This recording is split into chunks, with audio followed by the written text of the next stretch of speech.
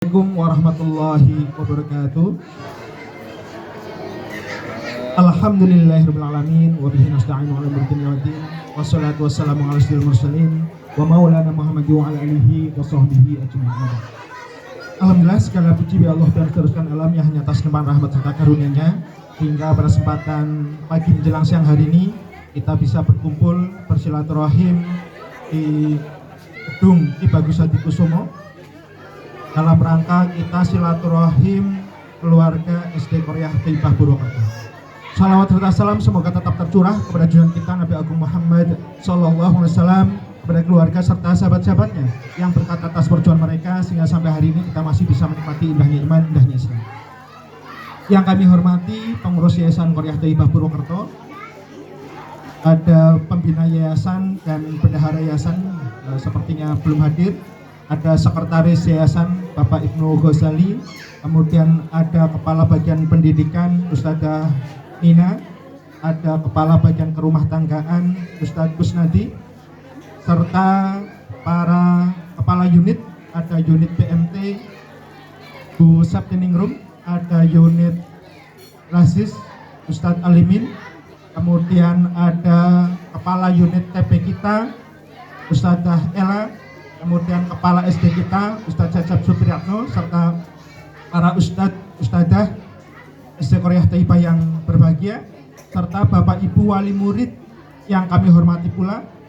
Alhamdulillah kita patut bersyukur karena kita pada kesempatan hari ini kita diberi kesempatan, diberi kekuatan oleh Allah Ta'ala untuk bisa bersilaturahim pada kesempatan siang hari ini. Unsewu, saya mohon izin berdiri biar lebih enak. Bapak Ibu yang kami hormati, alhamdulillah kemarin kita sudah melakukan ibadah di bulan Ramadan selama 1 bulan penuh.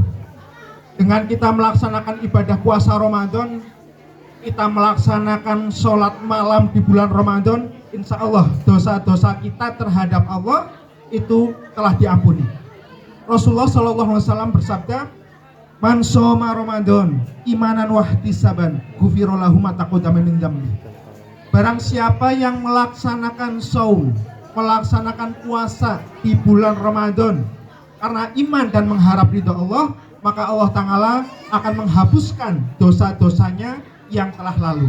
Nah, insya Allah puluhan panjenengan sudah menjalankan ibadah puasa selama 1 bulan penuh, maka dosa-dosa kita terhadap Allah itu sudah dihapuskan. Kemudian kita juga selama 1 bulan penuh insya Allah telah melaksanakan sholat malam, kita melaksanakan sholat tarawih, kita melaksanakan sholat witir. Ini juga akan menghapuskan dosa-dosa kita yang telah lalu. Rasulullah SAW bersabda, "Man qoma Ramadan imanan wahtisaban ghufira lahu ma taqaddama min dzambi." Barang siapa yang melaksanakan sholat malam di bulan Ramadan karena iman dan mengharap ridha Allah, maka Allah Ta'ala akan menghapuskan dosa-dosanya yang telah lalu. Nah inilah, maka insya Allah puluhan panjenengan sudah menjalankan ibadah di bulan Ramadan, melaksanakan puasa, melaksanakan tarawih, melaksanakan sholat witir, dosa-dosa kita terhadap Allah Ta'ala itu dihapuskan. Nah inilah enaknya jadi umat Islam. Kita menjadi orang Islam itu enak karena dengan kita melakukan amalan-amalan ibadah, dosa-dosa kita yang telah lalu itu akan dihapuskan. Kalau di bulan Ramadan tadi, dengan melaksanakan sholat, dengan melaksanakan puasa di bulan Ramadan, dosa-dosa kita yang telah lalu itu dihapuskan. Maka terhadap Allah puluhan panjenengan insya Allah sudah tidak memiliki dosa selama tidak melakukan dosa besar. Nah termasuk juga ada keringanan-keringanan yang Allah Ta'ala berikan kepada umat Islam, yang mana dengan amalan-amalan itu dosa-dosa kita itu akan terhapuskan. Contohnya dengan melaksanakan sholat. Nabi Muhammad SAW bersabda, sholat 5 waktu dari Jumat ke Jumat, dari Ramadan ke Ramadan, itu menghapuskan dosa-dosa yang terjadi di antaranya selama tidak melakukan dosa-dosa besar. Nah inilah Bapak Ibu, kula panjenengan nglampahi sholat sehari semalam yang 5 waktu 5 kali. Maka dengan kita melaksanakan sholat sehari semalam 5 kali, dosa-dosa kecil kita itu juga akan terhapuskan. Misalnya, nanti kita melaksanakan sholat zuhur, maka dosa-dosa kecil yang terjadi antara subuh sampai zuhur itu akan dihapuskan oleh Allah. Kemudian sorenya kita melaksanakan sholat asar, maka dosa-dosa kecil kita yang terjadi antara zuhur sampai asar itu akan dihapuskan. Begitu juga kita melaksanakan sholat maghrib, sholat isya, dan sholat subuh. Nah, ini adalah keringanan dari Allah Ta'ala. Dengan kita melaksanakan sholat sehari semalam 5 kali, maka dosa-dosa kecil kita itu dihapuskan. Kula panjenengan insya Allah dosa-dosa kecilnya bersih, karena melaksanakan sholat sehari semalam 5 kali. Nah, kemudian dari Jumat ke Jumat, setiap Jumat kalau yang bapak-bapak melaksanakan sholat Jumat, maka ada penghapus dosa mingguan setiap hari Jumat. Kemudian ada yang tahunan, inggih menika pada bulan Ramadan. Nah, maka inilah kula panjenengan dosa-dosanya terhadap Allah Ta'ala insya Allah sudah bersih. Dengan kula panjenengan melaksanakan sholat sehari semalam 5 kali, yang laki-laki melaksanakan sholat Jumat, yang perempuan hari Jumat itu melaksanakan sholat zuhur, kemudian yang tahunan kula panjenengan ngelampahi puasa, ngelampahi sholat tarawih, sholat witir, itu menghapuskan dosa-dosa kecil kita. Nah, insya Allah kula panjenengan kalau kaitannya dengan dosa besar ya tidak melakukan, kita tidak melakukan perzinahan insya Allah, tidak melakukan pembunuhan, tidak melakukan sihir, tidak durhaka kepada orang tua. Insya Allah dosa-dosa besar ya insya Allah kita tinggalkan. Nah, untuk yang dosa-dosa kecil insya Allah sudah dihapuskan dengan kula panjenengan melakukan berbagai amalan tadi. Bapak Ibu yang kami hormati, nah kalau terkait dosa terhadap Allah Ta'ala itu sudah dihapuskan dengan kita melaksanakan amalan-amalan di bulan Ramadan. Tetapi terkait dengan dosa-dosa terhadap sesama manusia itu tidak secara otomatis itu langsung hilang, langsung hapus dengan amalan ibadah puasa, amalan sholat kula lan panjenengan. Mula kula panjenengan ketika terkait dengan dosa terhadap sesama manusia itu butuh mengharapkan keikhlasan dari orang-orang yang boleh jadi pernah kita zolimi. Jadi tidak serta-merta langsung hapus. Oh, saya sudah melaksanakan puasa, oh saya sudah melaksanakan sholat tarawih terhadap sesama manusia langsung hapus. Itu tidak. Tetapi harus kita memohon keikhlasan kepada orang-orang yang mungkin pernah kita zolimi. Maka di Indonesia itu ada istilah halal bihalal, saling menghalalkan terhadap dosa-dosa yang pernah kita lakukan.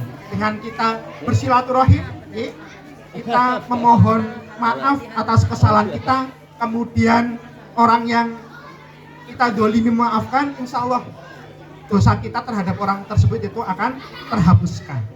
Nah, inilah maka di Indonesia itu ada tradisi halal bihalal. Jadi halal bihalal ini ya istilah yang ada di Indonesia saja, tetapi ini adalah tradisi yang baik agar kita mau menjalin hubungan silaturahim.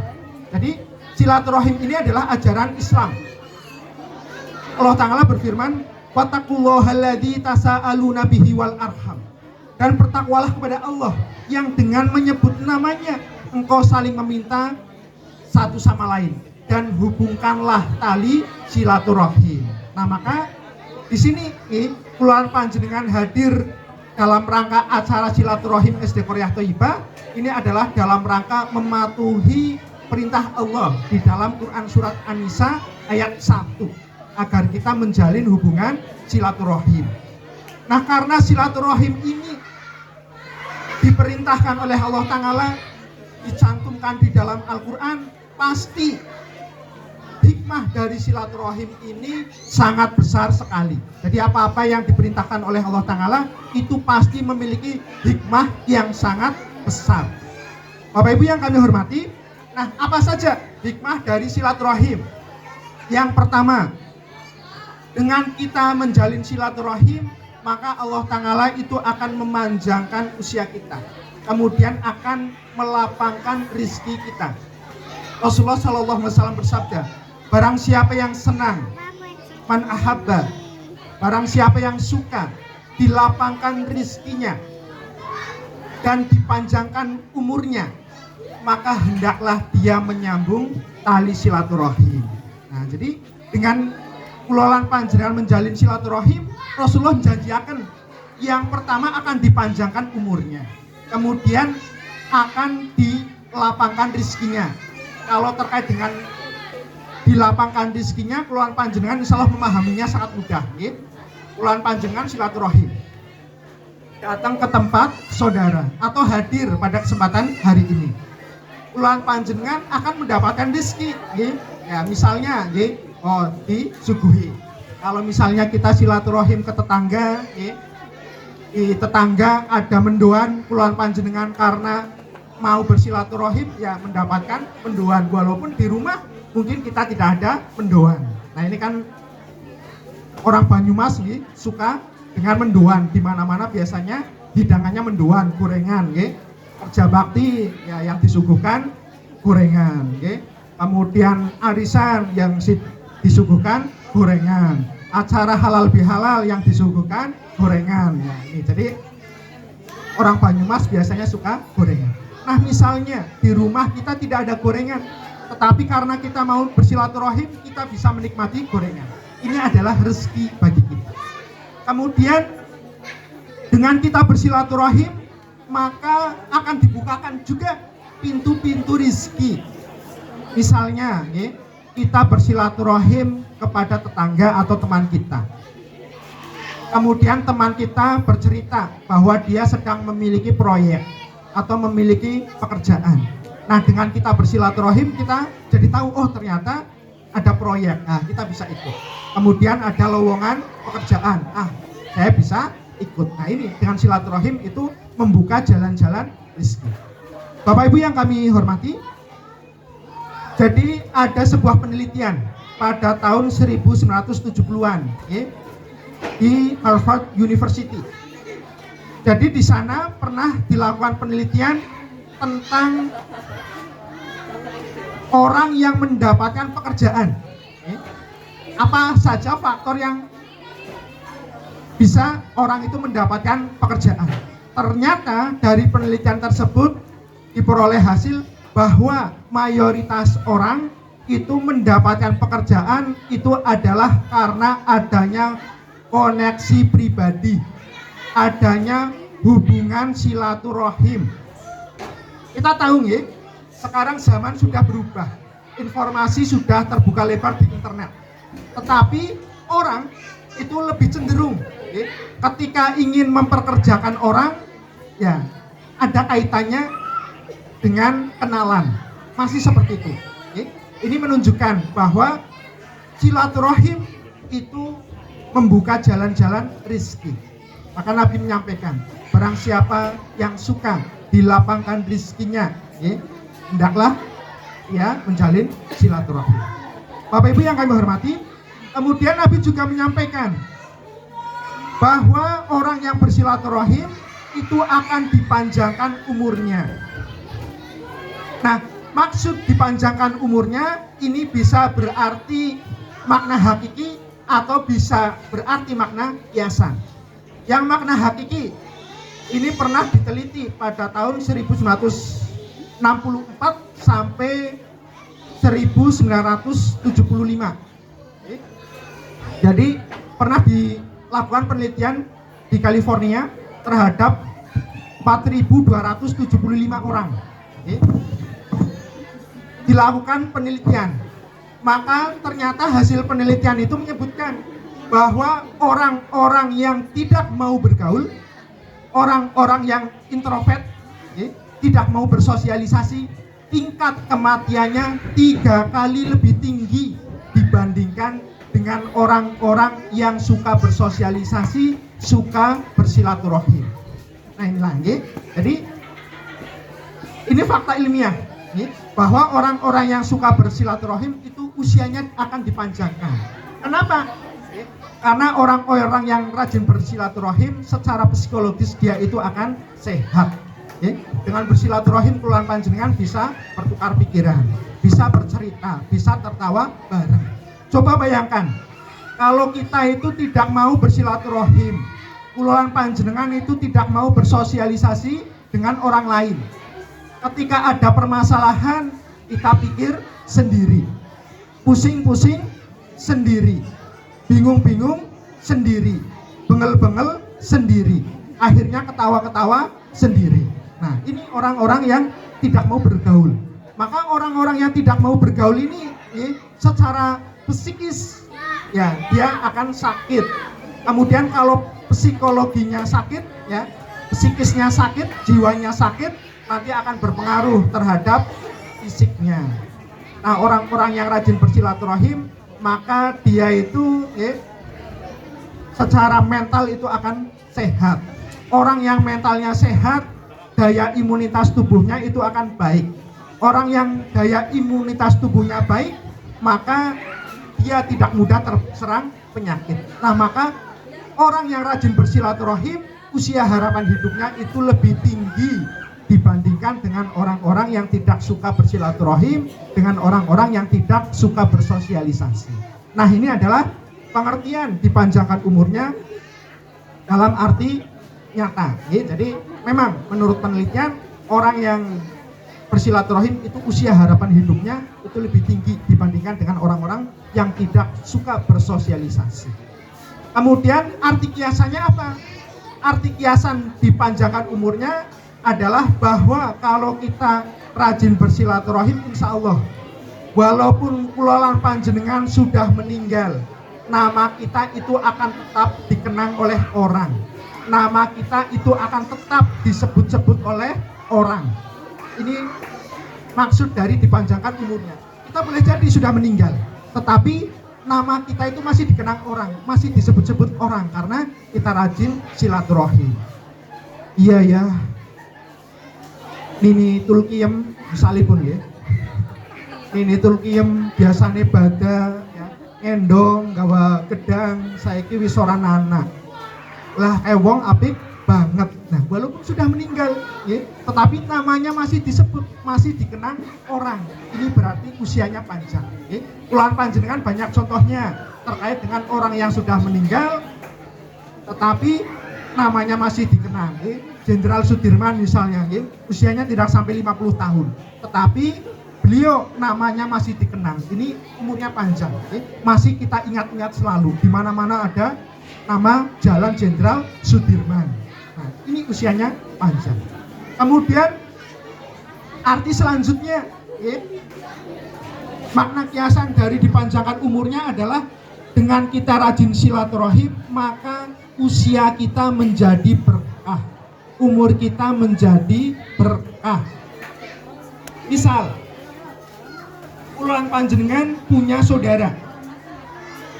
Dia adalah seorang dokter. Kemudian kita ingin menanyakan suatu penyakit. Nun sewu dok, saya ini punya penyakit. Kalau pengajian pantat saya kok panas misalnya pun ya. Gelasar glusur misalnya ada benjolan misalnya pun ya. Nah, kemudian menanyakan kepada dokter tersebut ya, ini penyakit apa, obatnya seperti apa. Maka sang dokter ya, kenalan kita itu akan menyampaikan jawabannya. Oh, ini adalah penyakit ini, obatnya ini. Kula panjenengan silaturahim barangkali cuma 15 menit, setengah jam ya, tetapi sudah bisa mendapatkan jawaban dari penyakit yang kita tanyakan. Oh, penyakitnya ini, obatnya ini. Padahal sang dokter tersebut memperoleh ilmu itu selama bertahun-tahun ya.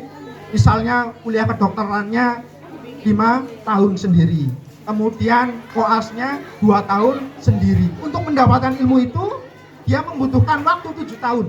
Tetapi kita karena silaturahim tahu ilmu itu dalam waktu mungkin 15 menit, dalam waktu setengah jam kita sudah mendapatkan ilmu itu. Ini adalah dipanjangkan usianya, karena usia kita itu barokah. Yang harusnya kita mendapatkan ilmu itu selama 7 tahun, karena silaturahim kula panjenengan mendapatkan ilmu itu hanya dalam waktu 15 menit, dalam waktu setengah jam. Atau misalnya kula panjenengan bersilaturahim kepada seorang ustadz, kepada seorang kiai, kita menanyakan suatu permasalahan, dengan kita bersilaturahim barangkali setengah jam, 1 jam, kita sudah akan mendapatkan jawabannya. Padahal ustadz tersebut, padahal kiai tersebut memperoleh ilmu itu selama bertahun-tahun harus pesantren terlebih dahulu. Nah, dengan kula panjenengan mau bersilaturahim, kita ngirit waktu. Nah, ini juga makna dari dipanjangkan umurnya. Usia kita menjadi barokah. Nah, inilah Bapak Ibu yang kami hormati. Nah, itu yang pertama. Yang pertama, keutamaan silaturahim. Kenapa Bapak Ibu? Lalen. Menambah rezeki, melapangkan rezeki, kemudian dipanjangkan umurnya. Nah, itu yang pertama, dan itu terbukti secara ilmiah. Kemudian yang kedua, dengan kita melaksanakan silaturahim, maka akan muncul rasa persaudaraan yang kuat. Bapak Ibu yang kami hormati, dengan kita menjalin silaturahim, maka kulolan panjenengan akan saling kenal mengenal antara orang yang satu dengan orang yang lain. Allah Ta'ala berfirman, ya ayyuhan nas, inna khalaqnakum min dzakari wa untha wa ja'alnakum syu'uban wa qabaila lita'arafu. Wahai manusia, sesungguhnya kami menciptakan kalian seorang laki-laki dan seorang perempuan, dan menjadikan kalian berbangsa-bangsa dan bersuku-suku supaya saling kenal mengenal. Nah, ini adalah perintah Allah Ta'ala, bahwa kita dijadikan oleh Allah Ta'ala berbeda-beda agar kita saling kenal mengenal. Nah, dengan silaturahim inilah kula panjenengan bisa saling kenal mengenal. Dengan kita bersama-sama hadir di sini, kemudian saling bercerita, nun sewu, Bapak ngasto teng pundi, Bapak kerja di mana misalnya, seperti ini. Oh, saya buka percetakan. Oh, saya buka catering misalnya. Nah, kemudian suatu saat kita membutuhkan untuk mencetak sesuatu, ya kita bisa kepada orang tersebut. Kita membutuhkan catering, kita bisa pesan terhadap orang tersebut. Nah, kita dengan demikian saling kenal mengenal, kemudian saling berhubungan. Dengan adanya saling berhubungan inilah kula panjenengan itu rasa persaudaraannya itu semakin kuat. Walaupun boleh jadi kita itu bukan saudara kandung, tetapi kalau kita rajin bersilaturahim, maka insya Allah rasa persaudaraannya itu akan kuat, akan kokoh. Ketika kita rajin bersilaturahim, tahu ada teman kita sakit, kula panjenengan mau menjenguk, ya karena ada hubungan silaturahim. Ada kesusahan, kita membantu sesuai dengan kemampuan kita, iya karena adanya hubungan silaturahim. Termasuk juga di lingkungan masyarakat, umat Islam mudah terpecah belah. Ini salah satunya adalah disebabkan karena kurangnya silaturahim. Umat Islam itu sering berantem, itu salah satunya itu disebabkan karena kurangnya bersilaturahim. Jadi umat Islam kadang ari ora tukaran awake pada pegel, dari karepe tukaran baen. Nah, ini disebabkan karena silaturahimnya kurang. Allah Ta'ala berfirman di dalam Quran surat Al-Hujurat ayat 10, innamal mu'minuna ikhwah fa aslihu baina akhwaikum. Sesungguhnya orang-orang mukmin, orang-orang yang beriman itu bersaudara, maka damaikanlah mereka ketika mereka itu berselisih. Nah, kula panjenengan bisa merasakan persaudaraan itu kalau kita rajin bersilaturahim. Misalnya kita seperti Ramadan kemarin, awal puasanya berbeda. Nah, kadang kalau kita tidak bersilaturahim, tidak tahu loh kenapa kamu berbeda dengan saya. Tetapi ketika kita bersilaturahim, saya berbeda karena menggunakan hisab misalnya. Saya berbeda karena menggunakan ruqyat misalnya. Oh, jadi kita paham dalil hisab ini, dalil ruqyat ini, sehingga kita paham. Nah, kalau kita paham seperti itu, kuluan panjenengan itu akan saling bertoleransi. Nah, kadang kuluan panjenengan tidak saling bertoleransi karena kurangnya rasa silaturahim ini. Tidak saling kenal mengenal dengan yang satu dengan yang lainnya. Maka kadang terjadi percekcokan atau ketidakrukunan, ketidaknyamanan. Nah, tapi kalau kita bersilaturahim, insya Allah tidak terjadi demikian. Oh, ternyata sana juga ada dalilnya. Saya pakai dalil ini, dia pakai dalil itu. Oh ya, sama-sama pakai dalil. Ya, kita harus saling bertoleransi. Misalnya, kadang di masyarakat ada perbedaan ketika takbiratul ihram. Ketika takbiratul ihram mengangkat tangan Allahu Akbar. Ada yang lurus dengan telinga, ada yang lurus dengan bahunya. Nah, jadi hadisnya sama, hadisnya satu, cuma pemahaman terhadap teksnya berbeda, kemudian akhirnya hasilnya juga berbeda. Jadi hadisnya riwayat Bukhari ini, ketika takbiratul ihram Nabi Muhammad SAW itu mengangkat kedua tangannya sejajar dengan bahu. Teks hadisnya seperti itu.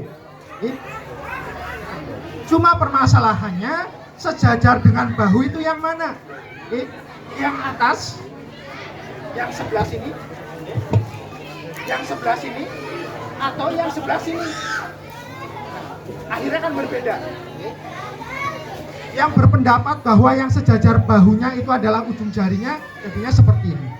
Yang berpendapat bahwa sejajar bahunya itu adalah bagian bawah telapak tangannya, akhirnya seperti ini.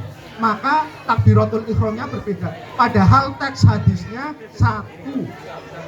Nah, tapi kalau kita silaturahim, oh ya ternyata seperti itu. Kita jadi paham. Atau misalnya, ketika itidal, ketika itidal, habis rukuk itidal, sami Allah liman hamidah. Karena ada yang bersedekap, kemudian ada yang tangannya lurus. Ini juga teks hadisnya satu. Hadis riwayat Bukhari, masih satu hadis.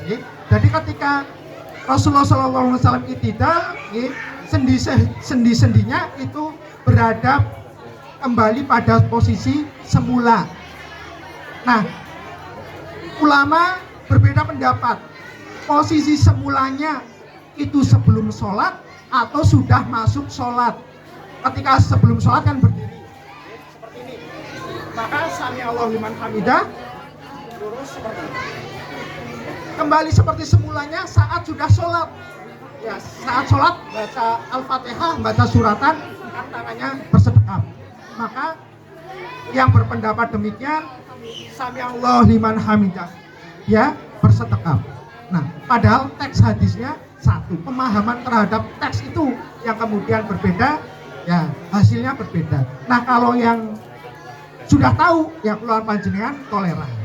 Kemudian misalnya ketika sujud ada yang ketika sujud itu kakinya dulu, dengkulnya rumiin, lututnya dulu yang turun. Ada yang ketika sujud itu tangannya terlebih dahulu. Nah, tangan dulu, setelah itu baru lutut. Ini kan beda. Dua-duanya boleh. Jadi hadisnya juga sama. Jadi Rasulullah bersabda, ketika engkau bersujud janganlah seperti unta menderum. Bapak Ibu, pirsa unta menderum, unta yang mau duduk itu, menurut Bapak Ibu, unta ketika duduk itu yang turun kaki depannya dulu atau kaki belakangnya dulu? Urung tahu uruh unta. Orang anak unta. Ya, kalau unta duduk itu yang turun itu adalah kaki depannya dulu. Silakan pirsoni di YouTube. Daripada adu-adu maring Arab. unta ketika duduk itu kaki depannya dulu. Nah, turun dulu, setelah itu baru kaki belakangnya. Nah, ulama berbeda pendapat memahami teks ini kalau dikaitkan dengan manusia. Oke. Ulama yang mengkiaskan kaki depan unta itu kalau dia kiaskan dengan manusia itu tangannya, maka dia berpendapat ketika sujud jangan tangannya dulu tetapi kakinya dulu. Sementara ada ulama yang berpendapat yang namanya kaki ya kaki unta kalau kepada manusia ya kaki manusia, ya tidak bisa kaki unta kalau dinisbatkan kepada tangan manusia. Maka yang berpendapat demikian jangan kakinya dulu tetapi tangannya dulu, padahal teks hadisnya sama. Oke?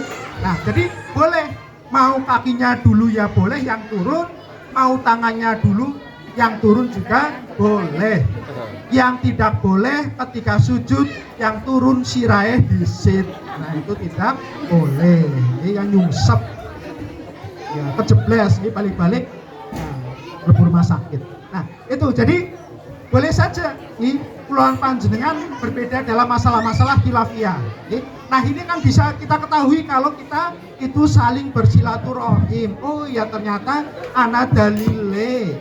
Nah, ini keluhan panjenengan akan paham seperti ini kalau keluhan panjenengan pada rajin bersilaturahim, mau berdialog, mau ngaji, ketemu dengan orang-orang. Insya Allah keluhan panjenengan itu akan jadi orang-orang yang toleran, karena kita pemahamannya luas. Tetapi kalau kita pemahamannya sempit, ya kadang kita merasa paling benar sendiri, paling baik sendiri. Nah, seperti itu. Kemudian ada lagi misalnya yang sering terjadi di masyarakat ini ketika tasyahud, itu ada yang menggerakkan tangannya, ada yang tangannya diem saja. Nah, itu juga diperbolehkan. Mau diem saja juga boleh, mau digerakkan juga boleh. Dua-duanya ada dalilnya. Jadi mau telunjuknya diem, mau telunjuknya digerak-gerakan itu boleh. Yang tidak boleh ketika tasyahud tangannya seperti ini, metal. Itulah tidak boleh. Tapi kalau seperti ini mau didiam-diam, digerakkan atau mau didiamkan tidak masalah. Ada dalilnya. Nah, maka dengan silaturahim inilah maka kululan panjenengan itu insya Allah akan paham antara satu dengan yang lain. Kita akan bersatu. Allah Ta'ala berfirman di dalam Quran surat Ali Imran ayat 103. Wa'tasimu bihablillahi jami'a wa la tafarraqu. Dan berpegang teguhlah kamu kepada tali agama Allah dan janganlah kamu berpecah belah. Salah satu sarana kita agar tidak berpecah belah adalah dengan silaturahim, karena kita bisa saling memahami. Termasuk juga terhadap tetangga kita, terhadap sesama kita. Kalau kita mau rajin bersilaturahim, insya Allah kuluran panjenengan itu ya akan rukun. Tetapi kalau kita tidak rajin bersilaturahim, sangat mungkin terjadi gesek-gesekan, terjadi benturan-benturan yang tidak diinginkan karena tidak mau bersilaturahim. Contohnya misalkan, ada tetangga kita yang baru buka toko setahun, tetapi dia sudah bisa bikin rumah bagus lantai 2, kemudian sudah beli mobil baru. Nah, karena sama-sama tidak silaturahim, akhirnya terjadi suudon, buruk sangka. Oh dia ya kaki paijo, ya nembe setahun buka toko, ya wis tuku mobil, wis gawe omah gede, anu nyupang, ya misalnya seperti itu. Nah, ini kan disebabkan karena tidak adanya silaturahim. Oh dia punya mobil baru, punya rumah gede karena melakukan pesugihan misalnya. Padahal kita tidak tahu. Tetapi yang terjadi akhirnya suudon seperti itu. Padahal boleh jadi dia bisa beli mobil baru, bisa membuat rumah besar itu karena dapat warisan. Boleh jadi juga atau pinjam ke bank, kita tidak tahu karena memang tidak silaturahim. Nah, maka dengan silaturahim inilah insya Allah hati kita itu akan terjaga dari iri dan dengki. Nah, sementara kalau kita tidak rajin bersilaturahim ya kita akan iri dan dengki. Tanggane tuku mobil motor beat baru, orang yang tidak rajin bersilaturahim karena suudon, dia pusing, ya, tukune bodrek, tanggane tuku AC baru, panas dalam, tukune adem sari, tanggane gawe umah anyar, dia sakit, mlebu rumah sakit. Nah, ini karena tidak mau bersilaturahim sehingga terjadi kesalahpahaman. Padahal boleh jadi dia mendapatkan warisan atau tadi mungkin dia pinjam bank, kita tidak tahu. Sementara hati kita karena tidak mau bersilaturahim, ada rasa iri, ada rasa dengki. Nah, inilah yang kadang terjadi. Maka dengan silaturahim ini kuluan panjenengan insya Allah saling kenal mengenal, kemudian akan ada rasa persatuan, ukhuwahnya itu akan semakin tetap. Bapak Ibu yang kami hormati, kemudian yang ketiga, dengan kita menjalin silaturahim, maka insya Allah permasalahan kita itu akan bisa terselesaikan. Dengan kita menjalin silaturahim terhadap sesama, kuluan panjenengan ketika punya masalah itu bisa dikonsultasikan. Kita bisa cerita kepada orang yang kita anggap mampu. Ya, kita punya penyakit misalnya, ya silaturahim. Oh, saya punya teman dokter, ya silaturahim kepada dokter. Saya punya permasalahan kehidupan. Oh, saya punya teman ustadz misalnya. Kita bisa konsultasi. Maka insya Allah dengan bersilaturahim inilah maka kita permasalahan hidup kita itu akan bisa terselesaikan. Termasuk juga masalah-masalah di masyarakat, kalau ada semangat silaturahim itu bisa terselesaikan dengan semangat musyawarah. Dengan kita bermusyawarah, bersilaturahim, permasalahan-permasalahan di tengah-tengah masyarakat itu juga akan bisa kita selesaikan, bisa kita pikirkan bareng-bareng. Maka tadi pas awal sudah saya sampaikan, orang-orang yang rajin bersilaturahim insya Allah secara mental dia akan sehat karena pikirannya ya itu bisa diluapkan, bisa disampaikan, bisa bercerita, bisa berbagi. Maka insya Allah kalau psikisnya sehat, jiwanya sehat, maka fisiknya itu juga akan sehat. Bapak Ibu yang kami hormati, nah itulah di antara beberapa keutamaan silaturahim. Mudah-mudahan dengan acara pada kesempatan siang hari ini bisa mempererat tali silaturahim di antara kita yang akan menambah rezeki kita, memperpanjang usia kita, kemudian akan menambah tali persaudaraan dan ukhuwah Islamiyah di antara kita, serta menyelesaikan seluruh permasalahan kehidupan kita dengan kita mau bersilaturahim ini. Dan mudah-mudahan Allah Ta'ala memberikan pahala kepada kita karena kita sudah mau menjalankan perintahnya untuk menjalin ukhuwah, menjalin silaturahim. Karena orang-orang yang bersilaturahim inilah insya Allah akan mendapatkan pahala yang besar. Sementara orang-orang yang tidak mau bersilaturahim, orang-orang yang memutus silaturahim, maka dia diancam oleh Rasulullah tidak akan masuk surga. Rasulullah SAW bersabda, la yadkhulul jannah qati'un, tidak akan masuk surga orang yang memutus. Kemudian dilanjutkan, yakni qati'ur rahim, yaitu orang-orang yang memutus tali silaturahim. Orang-orang yang tidak mau menjalin silaturahim, yang memutuskan silaturahim, kata Nabi itu tidak akan masuk surga. Nah, mudah-mudahan kuluan panjenengan bertemu di sini adalah awal bagi pertemuan kita di surganya Allah Subhanahu wa taala kelak. Amin amin ya rabbal alamin. Itu saja yang bisa saya sampaikan, kurang lebihnya mohon maaf. Wabillahi taufiq wal hidayah. Wassalamualaikum warahmatullahi wabarakatuh.